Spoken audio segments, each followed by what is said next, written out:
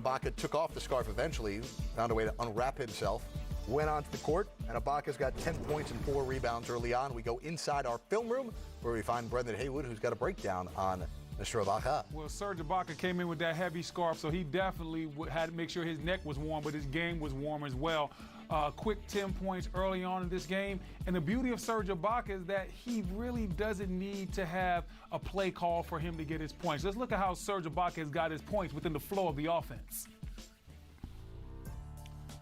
Now you see right here Serge Ibaka hanging out on the perimeter. He sees the pick and roll, and on the pick and roll, he understands where he needs to be. He goes from the three-point line, doesn't hang out there, gets right into that mid-post and gets to that floater area where he has excellent touch. I love him finding the open spot. Once again, Serge Ibaka starts off in the corner on this play, but that's not where he's going to end. He's going to see his man Kyle Lowry is in trouble, becomes an outlet, kicks a pass, sets a screen, gets right to the mid-range. Once again, Serge Ibaka is deadly in the mid-range. He is money. He really does not miss that shot. And now you see Serge Ibaka running the court. Once again, eye on Kyle Lowry. They have a great connection together. Really, really quick jump hook inside. Serge Ibaka has been playing some of his best basketball this season. Already double figures. That's his 8th game in a row with having double figures. And he's looking to have a big night because he has 10 points already in this game. So look for Serge Ibaka to keep finding the open spot in that offense and helping Toronto be efficient. All right, well, we'll see if they can come back. They were now down after being up by as many as 12. Let's get you out to Minnesota. John Collins, who will have a new front court mate here in the coming days, and likely will be Clint Capella. Trae Young throwing it to John Collins. Atlanta leads by 2. Collins has 6. Take you out to Boston. Shorthanded Celtics have been in control of this game, but here comes Mo Bamba, Sekou. Good to see Mo Bamba in the mix, Jerry. It's a big man Wednesday night, isn't it? We got a lot of bigs around the league. Old school big man battle in Detroit. I mean, I like some of these big guys getting loose tonight. Speaking of which, the man who's having the stat line of the night, Andre Drummond's got 25 points and 13 rebounds so far. Listen, if you're gonna do it big, Andre Drummond. Right? And we haven't talked about him. He was the guy whose name was mentioned so much in trade talk a few weeks ago. It's kind of died down, but playing like a guy who doesn't want to leave town. We'll get you back out to Detroit in a couple of moments. Let's take you live to Oklahoma City for the first time tonight. Thunder lead it by 2, and calling the action tonight, Chris Fisher and Michael Cage. And you're watching a brief sample live on Crunch Time. 11 out of 12 in full rebuild mode. Love calling for it. Trying to size up Gallinari, knocks it free momentarily, has to put up the shot, and he left it well short. A couple of veterans there going right at it. You know, in that month of January, I tell you, it was a big month for the Thunder. It was one of those months that can either make you or break you. You follow me? So instead of going 12-5, you can go 5-12. And there were a lot of plays that happened like this between these two players. CP3, lob over to Nerlens. You know, just battling through a lot of different situations. And now you can say you're battle tested. I give them that badge. Anytime you can get through the month where you have the maximum amount of games you're allowed to play in a month is 17 by the league. You play 17, in which is supposed to be, you know, a challenging, possibly really rough month. You go 12-5. Well, here is Terrence Ferguson, who has missed the last 8 games for the Thunder. Hasn't played since early January, getting his first action in quite some time. Coming off the bench here for Billy Donovan. It was Lou Dort starting in his spot over those 8 games. Primarily as Sexton goes right at him, right out of the break, and scores inside. So Colin Sexton already with 9 points. He might be on a mission. He feels like he got snubbed and did not get an invite to the Rising Stars game in Chicago over All-Star Weekend for the 2nd year in a row. Gallinari, hard drive at Kevin Love, and it rims out no good. It's Nance running the break, down low to Garland. Back up to the rookie Porter Jr. That is no good. Nance trying to keep it alive underneath, and he does. Porter will count it in the foul, as that'll be a possible and one. So Cleveland's offense here in this first quarter, staying with Oklahoma City, as Nerlens Noel was trying to stand there like a statue, but just a little too much body.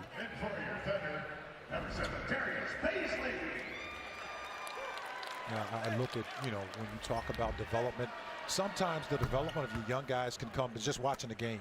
Like my rookie year, I watched a lot of basketball my rookie year. And then sometimes you can get pressed into service by default. Like a lot of these guys, Lou Dort, Baisley, who's had some starting, time in the last month of the season. That's a great move there once again by Shea. And there's no one home as he just parted the Red Sea and got to the other side.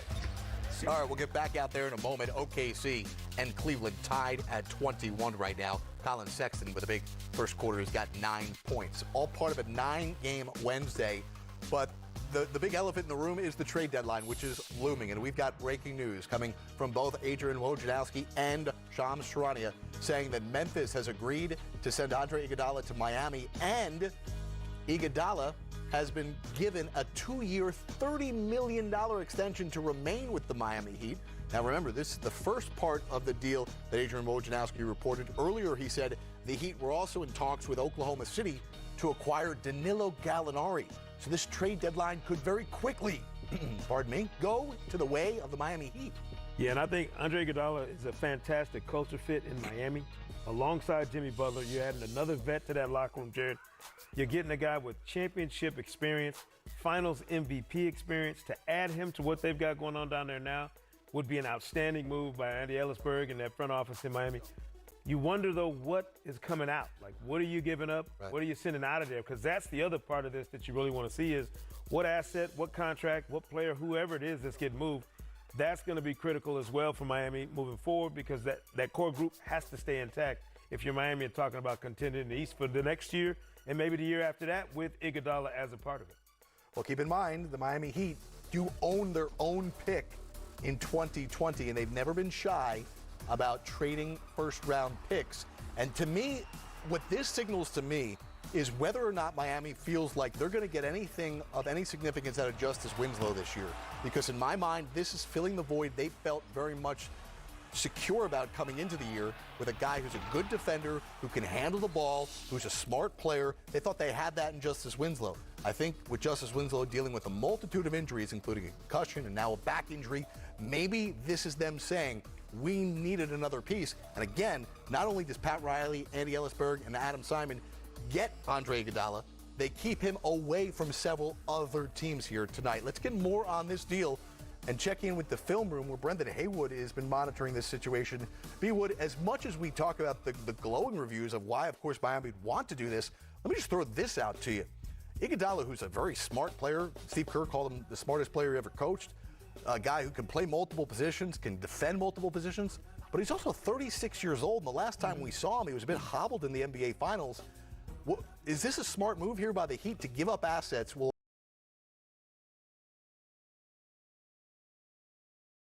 wait and find out what they are, and then give him $30 million over 2 years? I can't say if it's a smart move or not until I see what assets were moved in this deal. I will say that I'm surprised that Andre Iguodala at 36 years old was able to negotiate a 2-year extension. Man, I needed his agent when I was about to retire. Maybe I could have stole me another year. But at that number, that's a pretty high number for Iggy, who at this point in his career can't play high minutes. Last time he was forced to play high minutes, we kind of saw his body breaking down. So the 2-year extension kind of shocks me, but Iggy going to Miami, he's going to fit in well with that culture. He's all about working hard, being a good guy, understanding what to do, being a true professional. We talked about this team struggling on the road. Well, if you have a young team that struggles on the road, it's good to have some good veterans that can help them when they're in those tough and trying times. So I like the move for Miami, but the idea to give Iggy a 2-year, $30 million extension, somewhat surprising. Talking about a Miami Heat team, B. Wood, that is right now battling for a top 4 spot in the Eastern Conference. They're in LA tonight. They'll take on the Clippers, and maybe this is just the first of multiple deals that Pat Riley and Andy Ellisburg can pull off tonight. The report from Woj and from Shams is that Andre Iguodala is heading to the Miami Heat. And quickly, I just want to mention here, B. Wood, to get you in on this again. Not only does Andre Iguodala go to Miami and all that he can do for them, but how hurt are a team like the Lakers, the Clippers, who thought that they had a legit shot at getting him, particularly if a deal couldn't be struck and Iguodala was eventually bought out, Brendan, and they would be able to sign him in free agency in the next few weeks? I think Andre Iguodala going to the Miami Heat definitely hurts the Lakers a little bit more than it does the Clippers. The Clippers, they're probably more just trying to play the keep-away game. They already have a lot of depth. The Lakers definitely could have used Andre Iguodala as another ball handler, somebody to take the ball out of LeBron James' hands for stretches in the game and let LeBron come off baseline screens and post up, kind of similar to what we saw him do sometimes with Steph Curry, where he would run the offense and Steph would play on the baseline and Iggy would almost be the point forward. So the fact that Memphis shipped Andre Iguodala to the Eastern Conference definitely hurts the Lakers. I don't think it hurts the Clippers as much. And it also tells me Memphis feels very good about their chances of making the playoffs, and they do not want to give Andre Iguodala a chance to end up playing against him in the first round, no matter what Dylan Brooks thinks about it. And what's your take here on potentially the second part of this shoe dropping here, where Miami, as Woj is reporting, is in talks with OKC to bring in Danilo Gallinari? Well, I like the Gallinari move as well because, first of all, you're looking at basically a half a season rental. Gallinari comes off the books, but he also fits because he's a guy that can play multiple positions. He can play some 3, some 4, some backup 5 if you really need it. And then he's a guy that can get his own shot, but he can hit a shot. You put him in the corner, defenses have to recognize where he is. Defenses do not want to rotate off a player like Gallinari because he's 6'9", 6'10", and he has the ability to shoot the 3. So if Miami Heat were able to get Gallinari, that would be a big-time get, and that would definitely make me look at this team a little bit differently as far as the Eastern Conference playoff goes. Well, still awaiting an update on the talks between Miami and OKC, but the deal that multiple reports are confirming tonight is true, is that Andre Iguodala is headed to Miami, B-Wood, to be a member of the Miami Heat, all leading into NBA TV's trade deadline special presented by Robinhood. We're on the air at 1 p.m. Eastern. I have a feeling with the start we're getting off to tonight, the guys who are on the air tomorrow might have to be on the air prior to 1 p.m. Eastern. Maybe get your makeup done a little early tomorrow if you come into the studio. More trade talk in a moment, but here's what we do on Crunch Time. We show you the biggest moment of the night as they happen. Update from Toronto. Raptors were in control of this game, leading by 12, but here comes Indiana. Indiana leads at 60-48. Brogdon's got 11. Victor Oladipo's got 6 points. Take you to Brooklyn, where it's been all Nets all night long. They've led by as many as 23. Dinwiddie's got 8 points, but he's 2 of 7 from the field.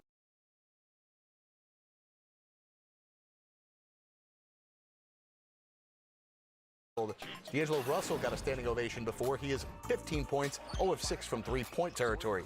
Boston, no Kemba, no Smart, no Tice. And they, right now, lead by 3, 53-50. Jason Tatum, the All-Star, remains hot. He's got 17 points. Aaron Gordon's got 15 points for the Magic. Take you out to Phoenix and Detroit. This has been a tight game throughout. Kelly Oubre rumored to be possibly in talks. Is Phoenix looking to ship him out? He's putting up a monster game tonight. Showcase game, 22 points for him. Ayton's got 22. Drummond's got 25 and 13 for Detroit, who's up by 5. Out to Minnesota. Cat against Trae Young. Trae Young so far tonight, 7 points. John Collins working inside. Collins will be joined on that front line by Clint Capella. From what I'm hearing, he won't be ready to join the Hawks any sooner than Sunday against the New York Knicks. Right now, Minnesota trails by 10. Karl Anthony Towns, 8 points. He's looking for his first win since November 27. Much more from those games in a moment, but here's a tweet from Evan Barnes. As the Andre Iguodala trade has become official, Jake Crowder and Solomon Hill are no longer on the court warming up for the Grizzlies. This could be a quite complicated deal here by the Heat, finding a way to acquire Andre Iguodala. Clearly, there might be another team involved, Jared. Different players than we were initially, led to believe might be involved. If it takes multiple teams, that means there's going to be some shuffling for several, core groups of players. From Memphis, this will be interesting. They've got a really nice thing going this year, led by their rookie and Jaren Jackson playing at a really high level. This potentially, if they have to move some other pieces in this deal to get it done, this could affect the Grizzlies in their playoff chase in the Western Conference. They are by no means locked in for that last playoff spot right now. There's a chase for it, and the Grizzlies have to maintain their position and continue to play well to hold on to it. As we showed you with that tweet there, Jake Crowder and Solomon Hill scratches tonight, indicating they're not going to play. Now, we should learn our lesson from less than 24 hours ago when that 4-team deal grew and grew and grew. We can speculate that Solomon Hill and Jay Crowder are involved in the deal, but we don't know for certain at this point that they're necessarily going to Miami. This could be just the next evolution of what we saw last night of a very complex multi-team deal. Yeah, and I think we'll continue to see some multi-team deals being done as we head into the deadline tomorrow at 3 Eastern. There's just not enough teams with the kind of flexibility you need to do straight-up deals, and that's why you see some of these other teams getting involved. I don't know, we're going to have to dig into this to see exactly who goes where and how many teams are involved in this deal before we know for sure exactly what kind of impact this has for the Grizzlies and as well for Miami. Just want to give you a little more context and color on this deal as it's coming in rapid fire here. Shams Charania of The Athletic and Stadium reporting that as part of that 2-year, $30 million extension that the Heat are going to give Andre Iguodala in what is a trade and an extension, the second year would be a team option. Think about that. Second year, he'll be 38 years old. So the Heat protecting themselves on the back end there. But this may be a case where Andre Iguodala was under contract for the rest of this year. He technically would have to go and play for any team that acquired him. But this is the Heat, the way I'm reading the tea leaves here, saying, we don't just want Andre Iguodala. We want Andre Iguodala to want to be here, Sekou. Well, and we want him to also want to be there, and then we need him to help groom our young guys for bigger roles in the coming seasons. I think Andre Iguodala would take so much pressure off Tyler Hero and Kendrick Nunn in a potential playoff series for Miami that you would have him there to assume a lot of the ball handling responsibilities that you see those two guys handling. Goran Dragic would also get, somebody else who could come in, facilitate offense for him. And then Jimmy Butler gets another defender on the perimeter to play at a high level with him in a playoff series where you're going to have to deal with some firepower from a Milwaukee or potentially somebody else in this Eastern Conference playoff chase that would give you an advantage if you're Miami in terms of how far you think this group can go. So again, just like last night, these deals have legs and they're taking off here. Just reading the latest on NBA Twitter right now. Andre Iguodala going to Miami. Could Danilo Gallinari be joining him in South Beach? What a night for the front office, the Miami Heat, who it looked like coming into the year they were going to be mired by all these poor decisions they made a couple of years ago by throwing money at the likes of Tyler Johnson, Dion Waiters, and James Johnson, and wouldn't be able to get out from underneath those contracts. Well, look at it now. They found a way this summer to acquire Jimmy Butler, one of the more coveted players on the free agent market. And now it looks like they're going to be able to acquire the most coveted name, at least by many circles, in the trade market in Andre Iguodala. And to get a guy like Danilo Gallinari, who's having a sensational year for the Oklahoma City Thunder, wow. Might as well hand over Executive of the Year to the front office of the Heat at this point. Somebody down there ought to get it, Jared. And not only that, remember, they found a way to get from under Hassan Whiteside's contract. So they've done some hard work in Miami to get to this point. The fact that they didn't, have to saddle themselves with all these contracts that looked horrendous now is a credit to that Miami front office and the work they've done. They do their diligence year after year. They believe in their own program, in their culture, in their player development program. It allows you to do these things when you've grown players like Bam Adebayo, who's an all-star now, Duncan Robinson, Kendrick Nunn, Tyler Hero, guys I've mentioned. They've done the work, to put themselves in a position to take advantage of it, and that's a credit to the Heat. Iguodala headed to the Heat. What's next? The biggest moments tonight happen here on Crunch Time. Talking trade rumors, talking plays, talking updates. We'll get you out live to these 9 arenas tonight that are live tonight with basketball games. The Indiana Pacers outscored the Raptors 43-18 in the second quarter. Indiana leads at the break 63-48. Take you out to Devin Booker and Phoenix. He's got 18 points. Phoenix back within 2. Andre Drummond having a massive night. We'll get you back out there live in a couple of moments. The Boston Celtics up by just 1 at the half. They did have a 9-point lead a few moments ago. Strong second quarter by the Orlando Magic to close the gap to within 1. Out to Oklahoma City. Are they going to lose Danilo Gallinari at some point tonight? Well, they are down by 2. Gallinari has been playing, but he's on the bench right now. We'll monitor his situation as it is 33-31. Again, the big story tonight. It appears the Miami Heat have acquired Andre Iguodala. Is it the first of several moves that front office will make The Heat in action tonight against the Clippers. It's the late tip at Staples Center at 10 Eastern, 7 Pacific. We're covering all the biggest moments tonight as they happen live and much more on the trade rumors when we come back.